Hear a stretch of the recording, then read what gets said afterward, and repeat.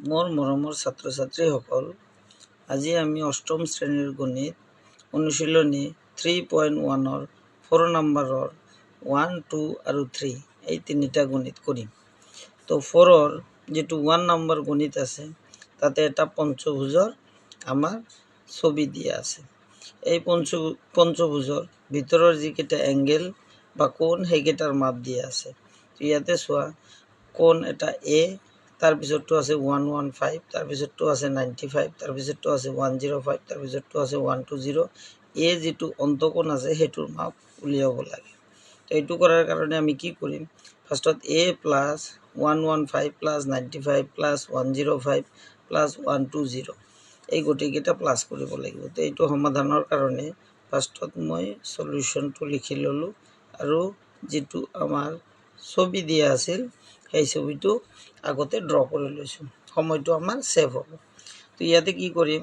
অন্তকোণৰ সমষ্টি যিটো থাকিব লিখিম A plus 115 plus 95 plus 105 plus 120 গোটেইকেইটা ইয়াতে চাই লওঁ। 1 2 3 4 5 তো 5টা কোণ হৈ গ'ল। আৰু অন্তকোণৰ সমষ্টি যিটো থাকিব পঞ্চভুজৰ সেইটো হ'ব 540। সেইটো আগৰ ভিডিঅ'ত কৰা হৈছে, কেনেকৈ ওলাব লাগে সেইটো চাই ল'ব। 540 ডিগ্ৰী। তো এইকেইটা আমি ডিগ্ৰী ডিগ্ৰী ডিগ্ৰী ডিগ্ৰী লিখি ল'লোঁ। এতিয়া আমি এইকেইটা কি কৰিব লাগিব?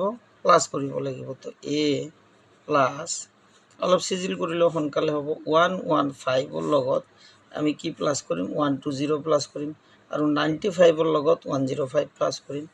তেনেহ'লে অলপ সুবিধা হ'ব। 115 degree plus 120 plus 95 plus 105 equal to 540 degree.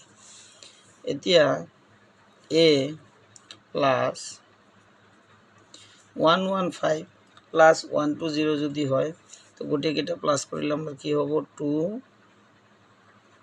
এইটো 2, এই 1 আৰু 2ত হ'ব 3 আৰু এইটো হ'ব 5, 135 5 3 2 135 ডিগ্ৰী। আৰু এই দুটা যেতিয়া প্লাছ কৰিম 95 আৰু 105 তেতিয়া হ'ব 200 ইকুৱেল টু কি হ'ব? 540 ডিগ্ৰী। তাৰপিছত কি কৰিম? এ প্লাছ এইটো প্লাছ কৰি দিলে 435 ডিগ্ৰী হৈ যায় ইকুৱেল টু 540 হৈ গ'ল। এতিয়া এ ইকুৱেল টু কি হ'ব? 540ৰ পৰা এইটো যেতিয়া ছাইড চেঞ্জ কৰিব তেতিয়া প্লাছৰ জেগাত কি হৈ যাব?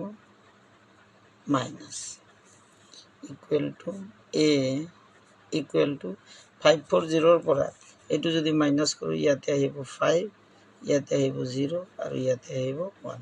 তাহলে কি হ'ব? এ যিটো এংগেল থাকিব মানে অন্তকোণ যিটো থাকিব কোণ সেইটোৰ মান হ'ব 105। তো এটা আমাৰ হৈ গ'ল। নেক্সটটো 2 নম্বৰটো আমি কৰিম। এতিয়া 2 নম্বৰত দিয়া আছে, তোমালোকে চাই লোৱা। এইটো এটা পঞ্চভুজ দিয়া আছে আৰু এই পঞ্চভুজৰ এটা কোণে দিয়া আছে আৰু ইয়াতে গোটেইকেইটা যে বাহু থাকিব গোটেইকেইটা বাহু কি থাকিব? আমাৰ সমান থাকিব। ইয়াতে এৰ মানটো ওলাম, তাৰপিছত আমি বিৰ মানটো ওলাম। তো গোটেইকেইটা যেতিয়া আমাৰ ছাইড মানে বাহুকেইটা সমান হ'ব তেনেহ'লে গোটেইকেইটা কোণ আমাৰ কি হ'ব? সমানে হ'ব। আৰু যিহেতু পঞ্চভুজ আছে গতিকে সেই পঞ্চভুজৰ কোণৰ অন্তকোণৰ সমষ্টি কিমান হ'ব? 540 হ'ব। তো ইয়াতে সলিউশ্যনটা লিখি ল'লোঁ। লিখি লোৱাৰ পিছত 5টা কোণ আছে আৰু 5টা কোণ সমান আছে, গতিকে আমি লিখিম A plus A plus A plus A plus A equal to কি হ'ব? 540 হ'ব। কাৰণ পঞ্চভুজৰ অন্তকোণৰ সমষ্টি কিমান হ'ব? 540। তো 5টা এ যেতিয়া আমি প্লাছ কৰিম তেতিয়া ইয়াতে কি হ'ব? 5a ইকুৱেল টু কি হ'ব? 540 এতিয়া a ইকুৱেল টু কি হ'ব 5 টু এইফালে গ'লে ইয়াতে কি আছে ইনটু আছে বা পূৰণ আছে সেইফালে গ'লে এইটো কি হৈ যাব হৰণ হৈ যাব 5 এদি এইটো হৰণ কৰিব লাগিব 5 1 jar 5 ইয়াতে 0 দিলো আৰু ইয়াতে 8 তো a ইকুৱেল টু মোৰ কি হ'ব 108 a ইকুৱেল টু কি হ'ল 108 এতিয়া আমি এই পিকচাৰত অলপ চাব লাগিব ছবি তো এই কোণ যেটো থাকিল এই কোণৰ মান কিমান হ'ল 108 ডিগ্ৰী এতিয়া 108 ডিগ্ৰী প্লাস b এইটো এটা কি কোণ হৈ যাব স্ট্ৰেট এংগেল তাৰ মানে সৰল কোণ হ'ব সৰল কোণৰ মাপৰ সমষ্টি কিমান হ'ব 180 ডিগ্ৰী তো গতিকে আমি লিখিম 108 প্লাস b ইকুৱেল টু কি হ'ব 180 এতিয়া b ইকুৱেল টু কি হ'ব 180 ডিগ্ৰী মাইনাস 108 এতিয়া b ইকুৱেল টু কি হ'ব এইটোৰ পৰা যদি মাইনাস কৰো ইয়াতে হ'ব 2 ইয়াতে হ'ব 1 তো 1 হলে ইয়াতে হ'ব 7 তোমার কিমান হল 72 ডিগ্ৰী b2 72 ডিগ্ৰী এটো হল 108 আৰু b2 হল 72 ডিগ্ৰী তো হৈ গল এতিয়া আমি 3 নম্বৰ গণিতটো কৰিম তো 3 নম্বৰ গণিত যেটো আছে 3 নম্বৰৰ গণিতত এটা কি দিয়া আছে চতুৰ্ভুজ দিয়া আছে তো চতুৰ্ভুজৰ গোটেই কিটা অন্তকোণ দিয়া আছে আৰু লগত কি দিয়া আছে a2 উলিয়াব লাগিব এটোৰ কাৰণে আমি সলিউশন লিখি ললো আৰু চতুৰ্ভুজৰ চাৰিটা কোণৰ সমষ্টি কিমান আছিল 360 ডিগ্ৰী তো ইয়াতে লিখিলো a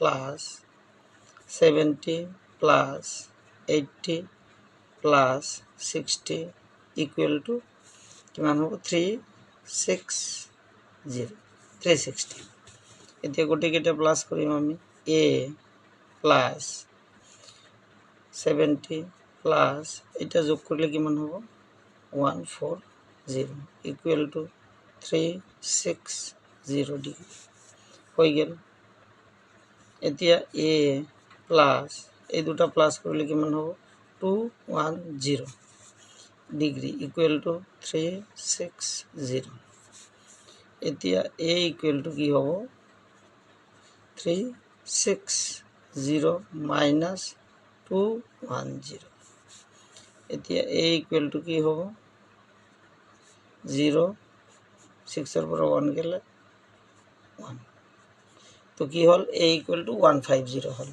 এতিয়া হে আগৰ নিচিনা b প্লাস 80 ডিগ্ৰী কি হ'ব